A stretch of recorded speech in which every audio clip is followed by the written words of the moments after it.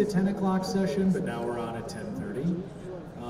Hi everyone, I'm Sam Glassenberg.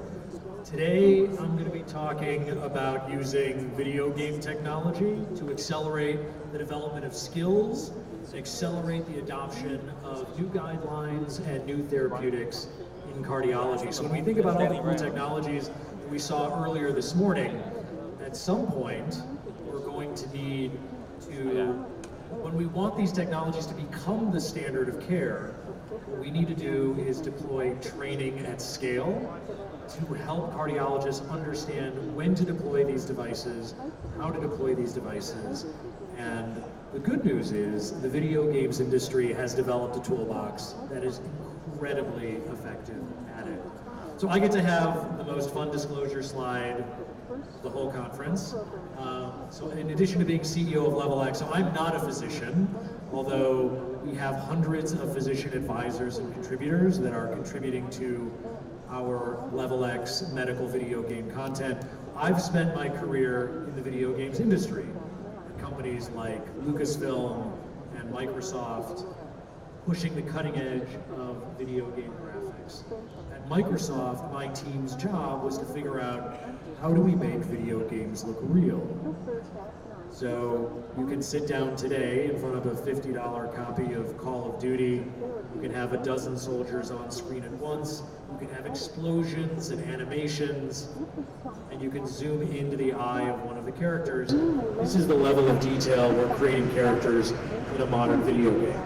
Now, if you listen to sort of the Mark Zuckerberg hype, what you would come to believe is that where all this technology is taking us is into some weird future where we use it to create digital twins of ourselves, buy those digital twins, I don't know, fake virtual Nike shoes and artificial real estate, and that's the future of game technology. But the truth is, I think he has about 300,000 people doing this, the truth is that isn't interesting. The same underlying technology can be used for medical training, and at LevelEx we build medical games on top of that technology, where we have almost 1 million medical professionals playing these games, earning CME credit while they diagnose and treat virtual patients. And so we use this for everything from procedural training to clinical training, how to diagnose virtual patients, how to manage patients longitudinally, how to understand complex mechanisms of disease, understand clinical study data, and fundamentally accelerate the adoption of new techniques in cardiology and other areas. And we're working with partners all across the industry to do this. I always like to do live demonstrations because I have a death wish. So I'm going to just start demoing some things here live off of my phone. Here, let's put this one down. See, all right, great. So this is just my phone. Ignore any text messages that I get during this. And I'm going to start demonstrating a few examples of this technology being applied in healthcare. So these games are all available to download free in the App Store. We've actually had a number of cardiologists come up to us earlier today who are players of CardioX. But before we go into a cardiology example, I always like to start a demo with a colonoscopy, just so you can see the kinds of technologies that we can deploy. So here, this is our GastroX game. We have hundreds of thousands of gastroenterologists and other medical professionals playing it. These are the only video games you can earn CME credit. And so we'll grab, these are all real cases that have been submitted by physicians all over the country. And I'm just doing this here on my phone. If you don't believe me, you can download any of these yourself and just play on your own device. So this isn't just a video. This is a totally interactive virtual patient. What do I mean by that? This patient is squishy. The tissue moves. I can grab everything anywhere and it behaves just like it would in real life. So this is a routine polypectomy. I need to find all the precancerous polyps and the hide behind folds. Don't worry, we'll see all this technology applied in cardiology in a second. So I'm trying to find the polyps. Here's one out of the open. I'll come in and grab it. What I don't realize, though, this is a rare scenario where that polyp embeds on a blood vessel. So when I remove it, I trigger a bleed emitter inside the body. And here we have full 3D computational fluid dynamics running on your cell phone, that thing that, you know, drops your calls all the time. So I can spray water and try to stop the bleed. All that does, though, is dilute the blood. We need to take more drastic action. Let's do audience choice. Argon plasma or epinephrine? Somebody just shout out. Plasma! Right. take our APC, cauterize the wound. All right, good. Excellent choice. Objective achieved, bleeding stopped. Now we have this nasty mess of blood and water. I can suction it up and find more polyps, or it's a totally interactive virtual patient. Hippocratic oath doesn't apply. You can cauterize anywhere until eventually you cause so much damage you fail the case. So there we saw an example of video game technology being used for training under visible light, but all this technology can also be used in cardiology. And here we have CardioX. We have about 25% of the interventional cardiologists in the United States have this game on their phones. We'll start with a procedural example, and then we'll walk through some examples of how this can be used in general cardiology for diagnosis and treatment of difficult patients. So here in this case, we're using the phone not to simulate visible light. This game is played, or this level rather, is played entirely under X-ray. So what we're doing is we're tricking the hardware in your phone. It's normally used to play video games. And we're tricking it to basically simulate X-rays bouncing around different tissues, being absorbed and scattered in different ways. And so here, I can inject my contrast agent to see the stenosis, and now I navigate my guide wire. And this is what we call in the video games industry a puzzle racing game, where I need to choose the right tools in the right configuration and deploy them in the right sequence in order to restore blood flow. So here, let's say I take a covered stent, I place it at a bifurcation and I inflate it. Now, you can see my stent. Now when I run my fluid simulation, I can see I've now blocked blood flow to that side branch. So all of this fluid simulation is just running natively on the phone. So here we can see it, we can play through all of these more and more challenging cases under fluoro. We can also utilize game technology to simulate other modalities. So for example, here we have content from different LevelEx sponsors like J&J and Novartis and Amgen, and here's from Philips. Now I can play through some of the same levels, and now I've unlocked intravascular ultrasound. So here what we're doing is we're using technology that was actually developed for NASA to trick the phone to not simulate visible light or X-ray, but simulate intravascular ultrasound. Now I can see what my lesion looks like under fluoro, and now I can place an IVUS catheter and scan backwards. And again, I'm just doing this here on my phone.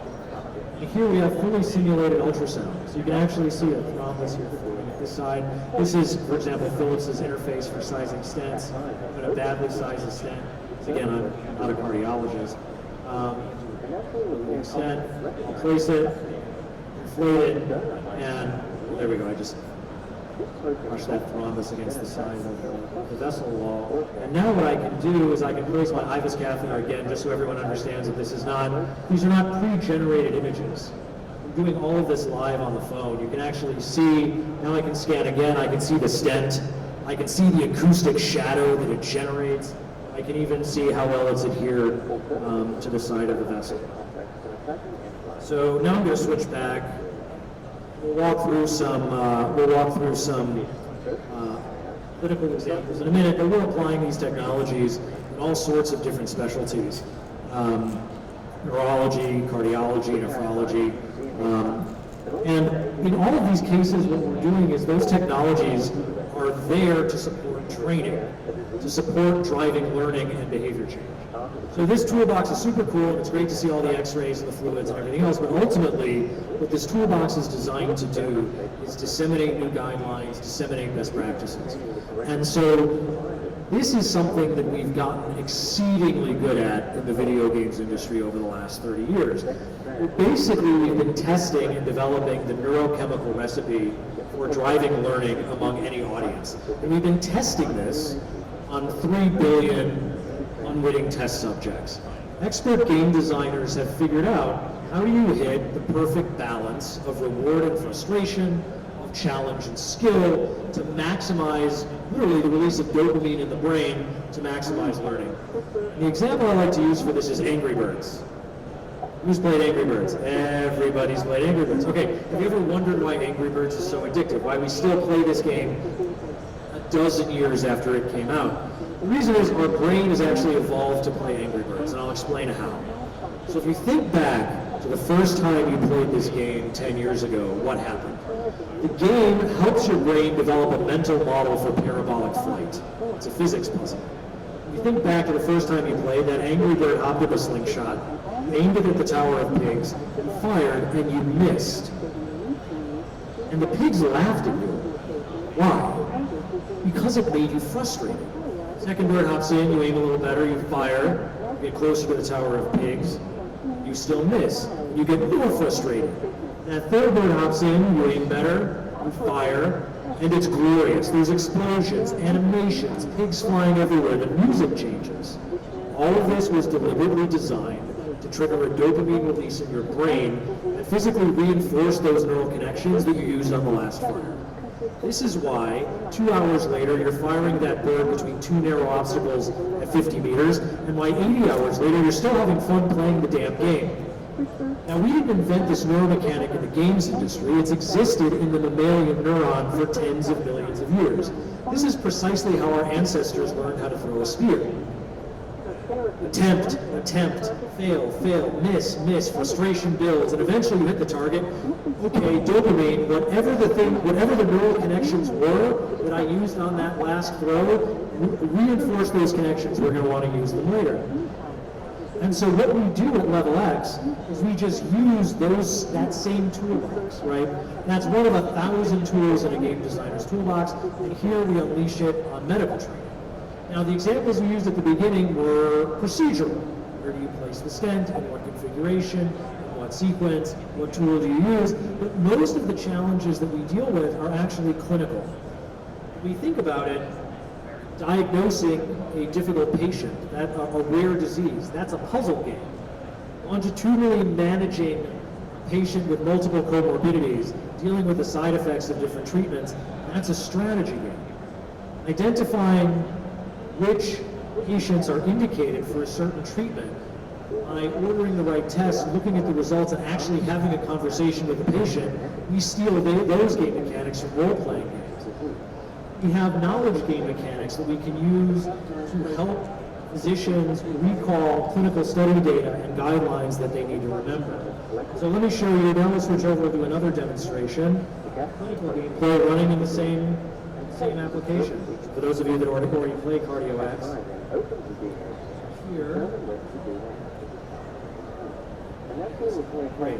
So here what I'll do, how are we doing for time? We're good, okay, great. So let's jump out of this case. I'll jump over to another CME case. So here, let's look at diagnosis. So let me start out, start this up, great. So HFpEF would be difficult to diagnose through its presentation, which includes current or prior symptoms of heart failure.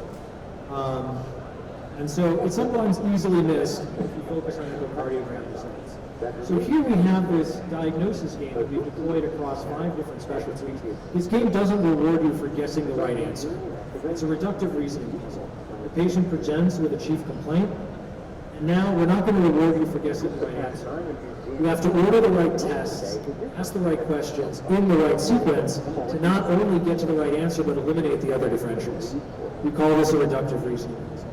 So first, I'll ask about alleviating factors. This is going to specify whether the shortness of breath is present at rest or only with activity.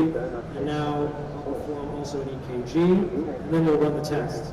Now here, you don't need to know, like, we're not going to force you to tell us which tests eliminate what. The game will do that for you automatically. And so now we're building up some of that suspense. See, all right, wait a minute, how many diseases did I eliminate? All right, excellent. I was able to eliminate 20 diseases. I've got 5 turns remaining, and I've got to order the right tests in order to eliminate 8 of them. And so we'll do a thoracic echo. I'm not going to play through this whole sequence in the interest of time.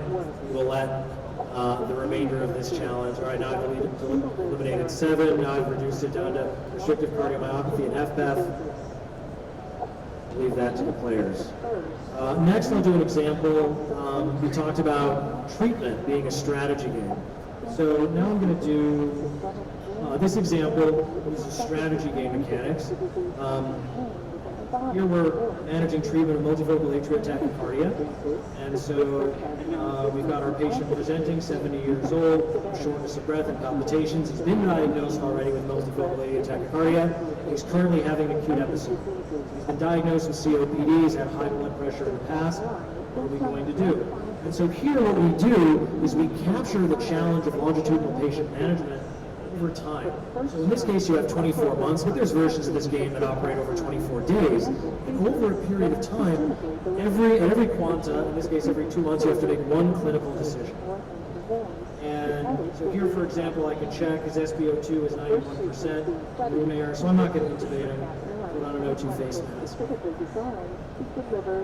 And over time, making a sequence of clinical decisions. All right, patient's shortness of breath has gotten better. He continues. So now we have two options here. What are we going to prescribe? So for example, if I want to put on, well, here if I prescribe the wrong thing, so for example, the diazepam is wrong because it exacerbates arrhythmia. And here what I can do is I can course correct right after putting him on the right treatment. So here what we're able to do is we're able to capture the challenges of managing this patient over time, and we're trying to thread that needle and trade off between different treatments. And we have dozens of cases that present this way, where again, we're not just going to reward you for guessing the right answer, you can explore different pathways.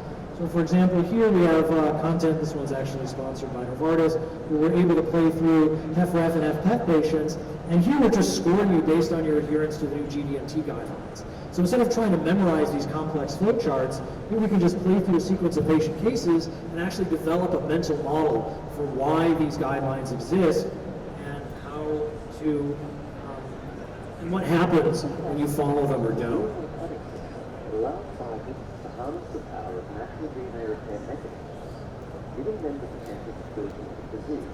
The next example, so these examples I've been playing here on my phone, I've been playing just here on my phone, but with game technology we actually have the ability to allow multiple people to play a game without having to install anything. And so here what I'm going to do is I'm going to load up an example, and I need a volunteer. The internet here is especially crappy, so we'll see how it goes. I need a volunteer with a cell phone. Somebody raise your hand. All right, great. Well, Grab, you got a phone? What just happened? This protein complex then attracts the cell processes which will have become rigid. This complex can attract a protein that has negative at the place point. All right, great. Okay, so I'm going to move this over here. So what I want you to do is grab your phone, and then I want you to snap that QR code. Be my volunteer. So this solution scenario and the previous surface scenario result in gene activation. Oh, you don't have internet? Okay. You got it? You're in. All right, perfect. All right, great. Oh, you're not in. There we go. All right, we got a couple people in. All right. So everything that I'm doing here.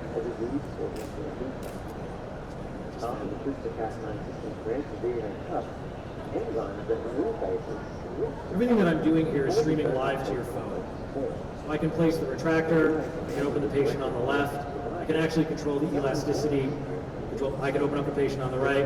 Here, you open up the patient on the left. So what we're doing is you and I are doing surgery together on a virtual patient simulated in the cloud. There's no app to download, there's no install. You can just snap a QR code, and now you and I are doing totally interactive procedures, diagnosis, treatment, collaboratively. So we actually, right now here we're in the same room, so it's less impressive. The actual patient is on a server in Ohio, in a big Amazon data center on basically a really high-end supercomputing server, and you're able to access it without, what kind of phone are you using, Android, iOS? And there's no app to install, there's no download, you just snap it like you're watching a video, only it's not a video, it's a totally interactive virtual patient. And there you go, just keep playing. And again, here I'm just doing this in my web browser. It doesn't matter, this will run on a toaster oven. Because again, we have access to the unlimited computing power of the cloud. Go to my presentation again, back to slides. Including inserting new genes to address different types of mutations and related diseases. Victoria is studying CRISPR-Cas9 based on the well-promising technology containing clinical trials of experimental treatments. All right, For so the first time, our programs are testing CRISPR-Cas9 experimental treatments. So the advantage is this runs anywhere. We also have the ability to scale this up for large group training.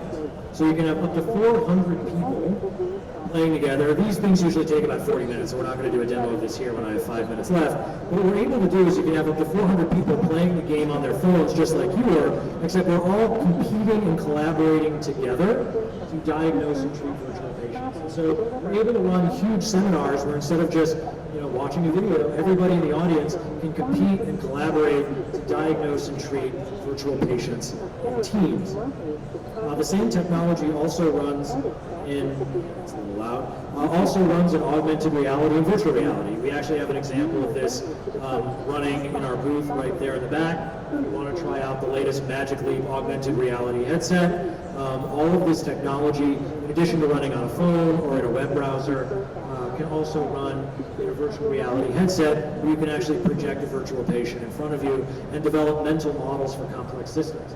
So in this case, as you play the game, you're actually developing, this is for spine surgery, what you're doing is you're developing a mental model for how the spine displaces relative to the reference array while you're doing a procedure to teach you in what order and what sequence you want to basically be inserting screws into the vertebrae in order to maximize accuracy over the course of the procedure. So what we're able to do is use this not just to visualize things, but to really simulate physics and physical behavior in order to capture difficult cases and help you develop mental models for how to diagnose difficult patients, how to manage patients longitudinally, or how to do complex procedures.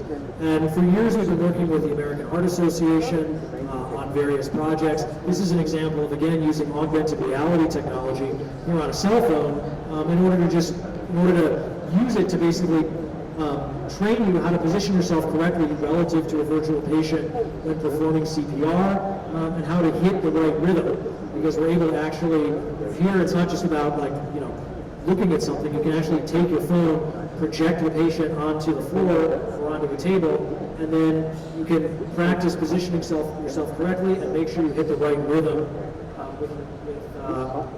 with your chest compressions. And this, again, doesn't need a headset, it actually runs on the phone.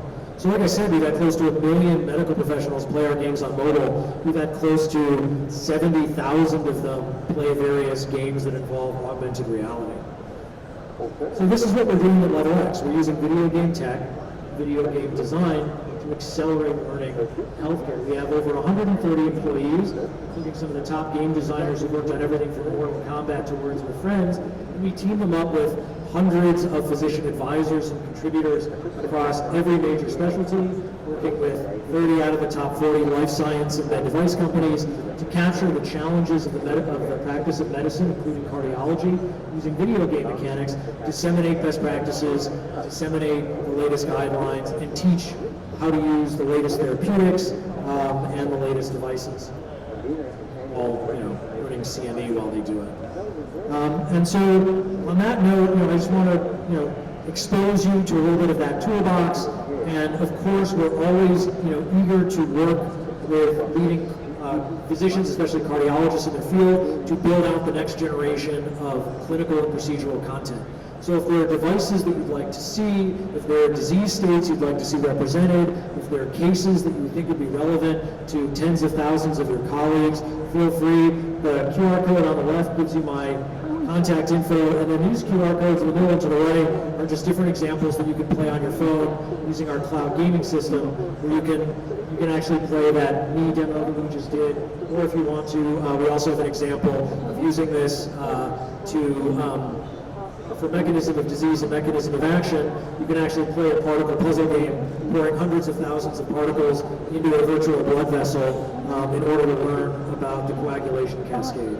So again, lots of different examples. We'd love to hear your ideas. And throughout the day, we've been hearing great feedback and ideas from players of CardioX. So feel free to download these games. We're always looking for new and interesting ways to advance the practice of medicine through play. Thank you very much. Based on the well-promising technology containing clinical trials of experimental treatments. treatment. You go, Pat. We have 4 seconds to go. All programs are testing CRISPR-Cas9 experimental treatments that are systemically delivered, which means the treatment is delivered intravenously or intravenous to edit disease-causing genes. The first treatments being studied consist of CRISPR-Cas9 nanoparticles specifically designed to deliver to the liver.